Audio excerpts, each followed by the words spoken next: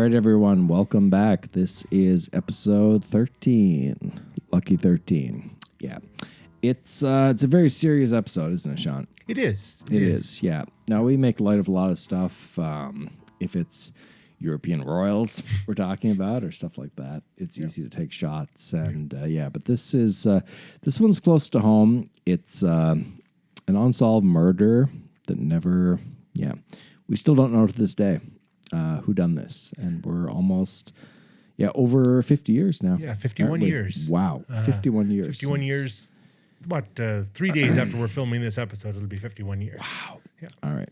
So, let's dive right in. Ladies and gentlemen, boys and girls, who are we?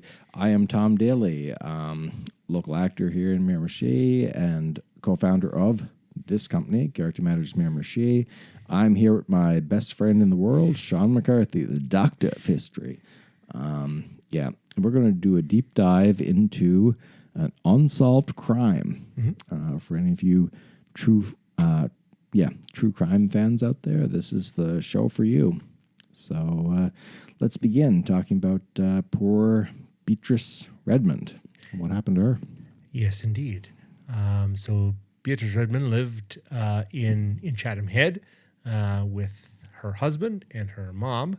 And on the night of March the 23rd, 1974, Beatrice had attended Mass in Chatham Head, had gone to Henderson's store in Chatham Head. So both of these areas, for those of you who are outside of New Brunswick, maybe outside of Canada.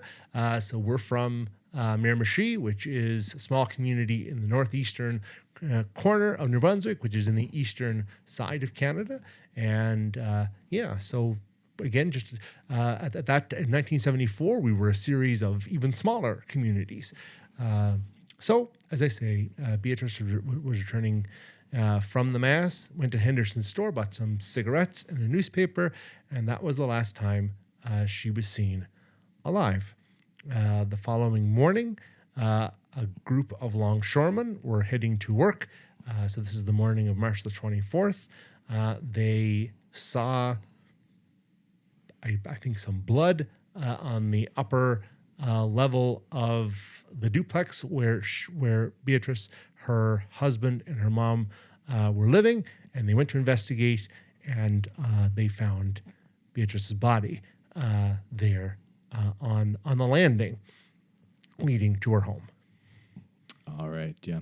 So just paint a picture of the time, I guess. Like we say, we're in Miramichi City right now in the year 2025, but if you go way back to 1974 when this horrible event happened, Chatham Head has a bit of a tough reputation. What do you say, Sean? Yeah. Sure. Some of it earned, some of it prejudice, I will say. And I'm a little bit familiar with Chatham Head because I went to church in Burnaby, little tiny community outside of the Miramichi region, outside of Chatham Head by a good 20, 25 minutes, probably, drive. But we shared the same parish. So, the church in Chatham Head and the church in Burnaby, they were, belonged to the same parish, I guess, to describe it. They shared the same priest and whatnot. And, my mom actually knew of this Beatrice Redmond. Didn't know her well, but, this lady, my parents always went to church in in Burnaby Sunday morning, like good Catholics. But every so often, something was happening on a Sunday morning. And then, you know what you mean? You had to go to church in Chatham Head or Nelson or wherever.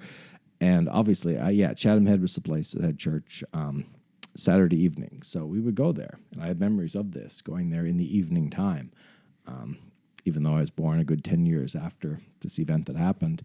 And that Henderson store, too, that hits close to home because I have fond memories of that little store in Chatham Head that, I bought some of candy there all the time coming home from church. If I was good, I got rewarded with Mort's Icy Squares and Swedish berries. And Sorry, I got the taste for Swedish candy. And anyway, and my wife's Swedish, but never mind. This is not the time to joke about that. But yeah, and also like comic books, I remember too. Uncanny X-Men number 248. Okay. I bought it there off the rack. So yeah. Anyway, what I'm trying to say is I have very fond memories of this little store in Chatham Head, this tiny, tiny community within Miramichi. So yeah, that really paints the picture, I must say. So this lady, this Beatrice Redmond, well respected at Chatham Head Church. You know, wherever you are, wherever you're watching this around the globe, there's always those. I'll go ahead and say it because it's usually ladies, these church ladies that are really looking after the parish and stuff like that. They're doing all the work, and she was one of those in Chatham Head for sure. Yeah, okay. Yeah. So yeah, she's murdered. These longshoremen find the dead body, obviously alert the police to what happened, and 1974 this is well before DNA and that sort of scientific sort of thing. So what happens, I guess, after that, Sean? The police are alerted, and how does the investigation go from there? So again, as I understand it from the newspaper articles and such that I've read, canvassing begins. Very quickly, the RCMP in Newcastle are bringing in experts and other officers from Moncton, Fredericton, St. John. They bring in actually also a police dog and a dog master to kind of investigate that way. The downstairs neighbors are spoken with. Interestingly, I guess they say that they didn't hear anything except for at about 11 o'clock. They said that they had heard some crying or some wailing of some kind. They had assumed that it was Beatrice's elderly mother, maybe just kind of crying out. The son of the folks that lived downstairs had returned home from a dance at around midnight. He saw Beatrice's car in the yard. Now, investigation would put the time of her death sometime between 8:30 and midnight. Her purse, the cigarettes, the newspaper, and her coat were missing. Okay. Wow. So they really stripped her of anything of any value at all. She was holding on, I think, to the strap of her watch. Okay. So, if I remember rightly. So yeah. So again, it may have been, as you say, they may have been trying to rob her or something. Yeah. Yeah. And going through the old newspaper articles, from what I read, it said she was stabbed anywhere between 75 and 85 times. That's correct. Is that correct? Yeah. Wow. That is beyond, imaginable. If you're robbing somebody, one good stab is going to get the job done, isn't it? If you're just out there to take something somebody has, or you're just going to threaten them with a knife. But the person that had the whatever it was, some sort of stabbing instrument in their hand, to do that between 75 and 85 times, that's a friggin' workout. So it had to be some, I mean, it's clearly somebody that's has some rage problems and probably some mental health issues for sure. Yeah, there's something going on there for sure to be able to do that. Psychopathy or something, Yeah. Yeah, and again, from anything I've ever heard about this poor lady, she didn't have many enemies whatsoever. No. We're looking at like a middle-aged woman. You know what I mean? This is not some criminal and a drug deal gone wrong or anything like that. This is somebody that just was going about their business and absolutely was attacked and brutally killed. Yeah. I mean, her husband is out of town at the time in Ottawa visiting their daughter. They've got another daughter living not far from them. So again, and up until very recently, I think even in 2018, they were her son-in-law and her daughter were interviewed in the local press. And again, said that she was a woman that was very private, kept to herself. There's no contention or anything in the community. So, as you say, now some of the people in the neighborhood reported shortly after the murder, receiving phone calls at night, or calls where they would answer the phone and it was just kind of heavy breathing, Really? or Yeah. So there may have been something Yeah. going on there. The killer trying to intimidate Yeah. people in the community who they thought may have seen something. I'm not sure, but that seems to be kind of the, again, from the newspaper articles, from some of the later book coverage, there seemed to be, that's kind of the speculation that maybe, Interesting stuff. Yeah. So, I guess investigation is launched. They brought in, as you said, dogs, investigators, and this goes on for a while, and there's no leads whatsoever. It doesn't seem that way. A lot of people are questioned, but nobody is detained. There's no arrests that are made, and to this day, nobody has been, to my knowledge anyway, has been accused or arrested for this crime. Okay. Wow. So that's interesting because I know, again, I'm a big fan of the Jack the Ripper murders and all this, but that's, a good, almost 190 years before this event happened. So we're not dealing in the 1800s during the Victorian ages. We're dealing, in like you said, 1974. This is, yes, there's not the forensics and DNA stuff that we're used to today, but still, it's a more advanced time, and there's nothing at all about this. It doesn't seem to be, no. Wow. And again, whether this is, something where, as we just said, people are being intimidated and not stepping forward as a result, I'm not sure. But yeah. And of course, there's been no shortage of theories that have been put forward in the years that have followed. But yeah, there's been no concrete leads, I guess, at least none that's been reported. Right, yeah.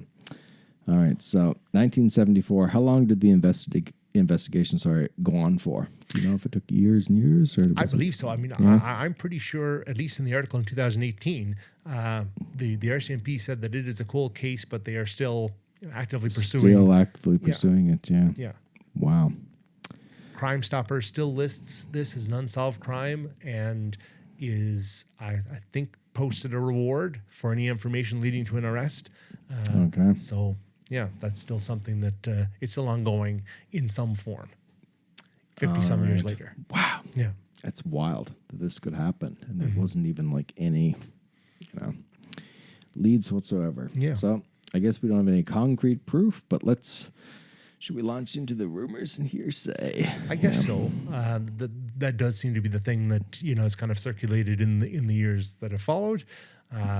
And yeah, obviously the most oft-cited suspect is, of course, Alan Legier, who would be, convicted of 5 murders in the community about 15 years later. We convicted for 15 years later, and then, and then break out and kill 4 more people. So he is often cited in a 1992 book. An author felt that because of the I guess what you would call the overkill or the tendency toward extreme violence in the Redmond case, which was also seen in several other murders that Father Smith. Yes. Yeah. So they thought that there was a similarity there. Legier has written to different people, including, from what I understand in the 2018 article, including Beatrice Redmond's family, in an unsolicited way, but apparently, said, claiming that he had nothing to do with it. Okay. And has written to newspapers. Hey, Alan, if you're watching this video on YouTube, we'd love to hear from you in the comment section below. Just saying. Yeah, well, opinions vary on that one. No, I'm not joking at all. But at the same time, we got to open the door here about this thing that was never solved. And Sure. And anybody that knows anything, just I guess we shouldn't be saying reach out to us. We should be saying reach out to Crime Stoppers. 1-800-222 tips. Tips. Or There you go. 1-800-222-8477. Yeah. We remember that commercial from when we were kids. Yeah. Yeah. So it's frustrating when somebody can, like, just an average everyday woman going about her business can be brutally murdered like that, and no one pays the price, for the crime. It's That's right. really disturbing. That's right. And we're not in New York City. We're not in Detroit. We're not in Toronto. We're not in Montreal. We're not in London, England. We are in a very tiny town in a tiny province Yeah. in a vast country with a small population. So, it really gets inside your head, doesn't it? It certainly does. It certainly does. It's very unfortunate, and as you say, especially for the family. No closure for them even after all this time. Yeah. Yeah, no, it's really rough. Did you know any of that family personally? I did not. I first heard of this. I think my grandmother may have. There was an old scrapbook at my grandparents' house, and I remember in the midst of a lot of other articles that were, about graduations or, the old newspaper just kind of had anybody comes to town. It was in there.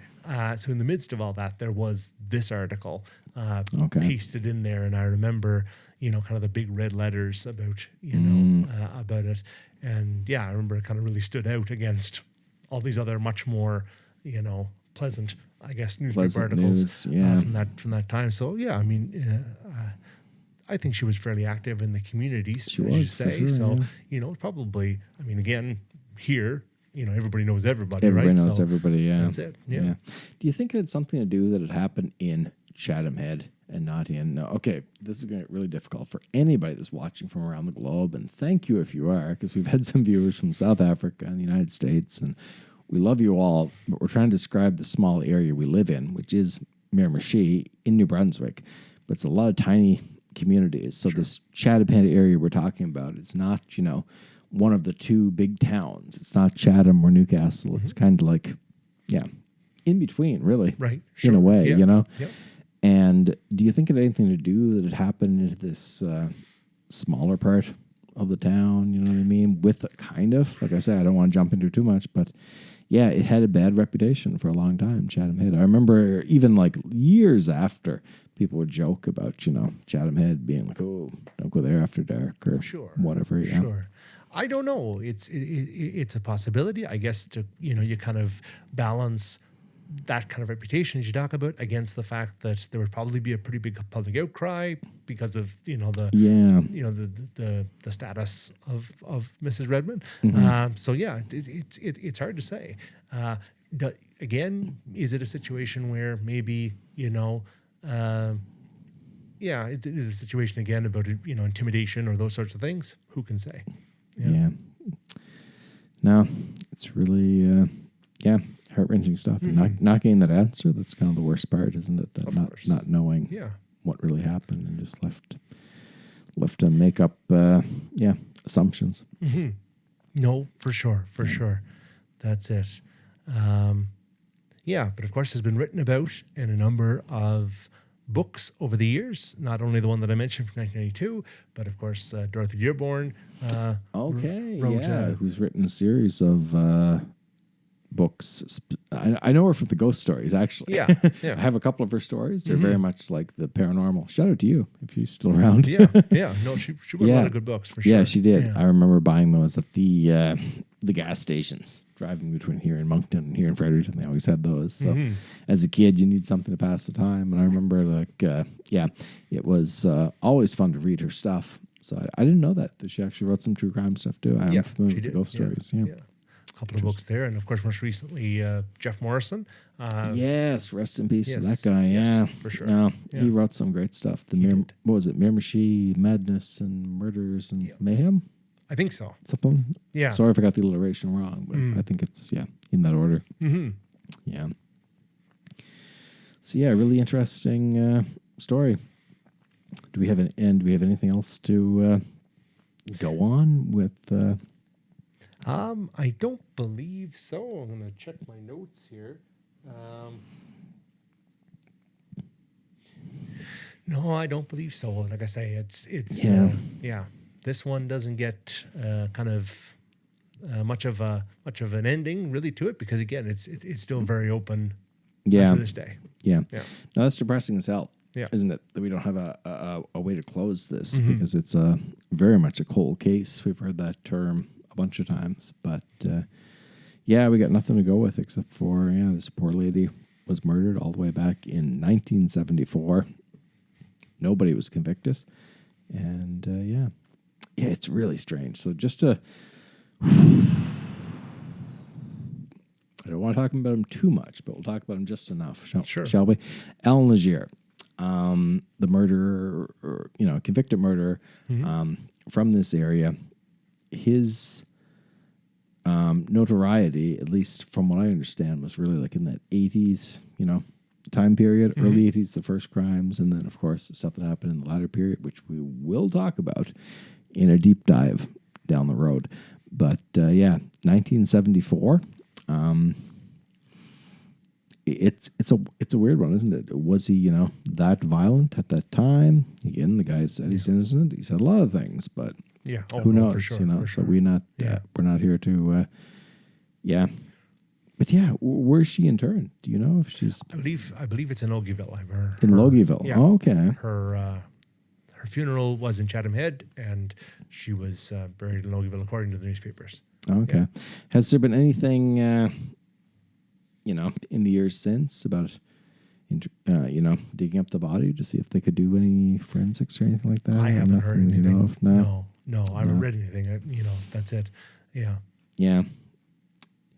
No, it would be wild if somebody, if this could be solved this many years later. Like you said, we're going on over 50 years now, and it's, even for that time period, that there's nothing. You know what I mean? We investigated it, and then it just kind of petered out that there was nothing at all. Yeah. You often hear, in situations, about crimes, maybe not crimes this serious, but about other crimes where, people just kind of wait and they know something, but they wait until everybody's, dead or something. Again, probably not for a crime this serious, but, you do sometimes get that kind of, small town approach to I'm a big critic of that. I really hate that. We shouldn't say anything, or don't talk about that lad. He's a bad lad. He'll come and burn your house down, or this horse shit about these certain figures that are feared. And then even I've heard, like, I can't name names on camera as bad as I am. I know a few people who are in the police force, and they've said this is a tough town to deal with questioning. Okay. You know what I mean? Right. People to this day, even now in 2025, won't, fully open up. They feel like it's that, which is frustrating as hell, probably, if you're involved in the police. And, But, I don't know what it is. If it's like a fear thing or whatever, or you feel like you owe these assholes something and you should, Yeah, it's hard to say. It's really frustrating. What's behind it, yeah. Yeah, right. So it's a frustrating one, this whole story and this whole podcast in general, you know what I mean? And that hits close to home for me because, again, the fact that this lady went to Chatham Head Church, and I always had a fondness for that church. I was baptized there. I was confirmed there in that church, even though it wasn't my parish. It was Barnaby. And they were kind of like linked like this. And, so I do, and I miss Henderson's store all the time. Because I have lots of fond memories from there. But, Nativity of the Blessed Virgin Mary doesn't exist anymore, but the Fun Factory does. So if you don't want to go to Mass and you want to shoot your kids with Nerf guns or whatever the hell they do there, check it out. I don't care. But,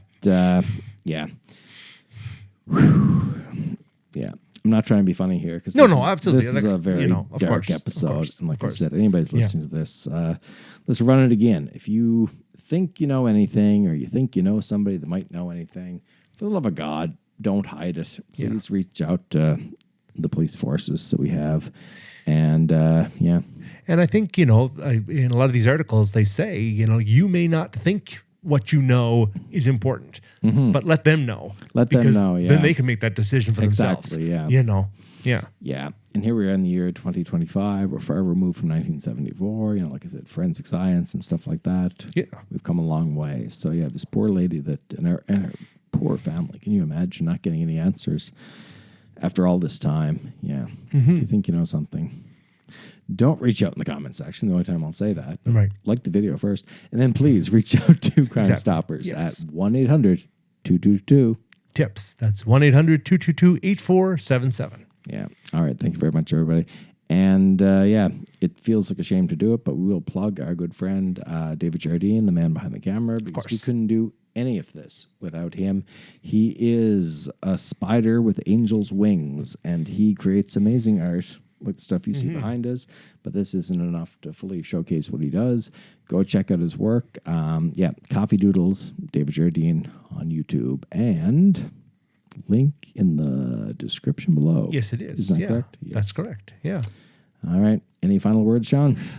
No, other than I guess to say, like, comment, subscribe. If you're enjoying these episodes, share them with people that you think will also enjoy them. If you want us to talk about more crime-related things throughout history here in the Miramichi, we certainly have a few that we know that we can do. We'd love to hear about that as well. Yeah, we'll talk about anything. Nothing is off limits here. It's called Tell Me a Story, so you let us know. What do you want? Is it ghosts? Is it aliens? Is it true crime? Is it quirky historic characters? Is it my drinking stories, which are endless? It can be anything. Yeah, whatever you want to hear more about us, yeah, just let us know, because that's what we are. We are storytellers, correct, Sean? I believe so, yes. All right. Cheers, buddy. It's been a good episode. Yep. And we'll see you next week. See you next week. Bye, everybody.